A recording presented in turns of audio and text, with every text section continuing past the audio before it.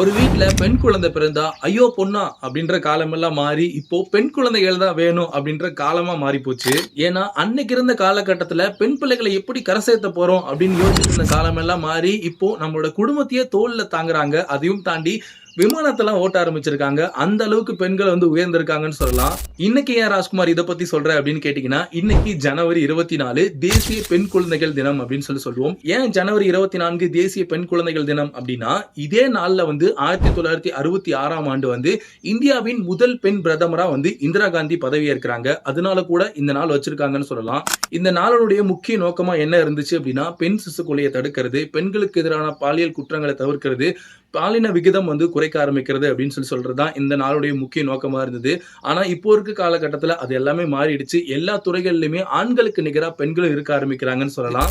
இப்போ இருக்க கரண்ட் சிச்சுவேஷன்ல பெண் பிள்ளைகளுக்கு கல்யாணத்துக்கு தேவையான நகை கிடையாது. அவங்களுக்கான படிப்பு தான் தேவைப்படுது. அதையும் தாண்டி அவங்கள பாதுகாக்கிறதையும் தாண்டி அவங்களே எப்படி பாதுகாக்கணும் அப்படின்ற ஒரு தன்னம்பிக்கையும் தைரியத்தையும் கொடுக்க வேண்டியது நம்மளுடைய கடமையா இருக்கு.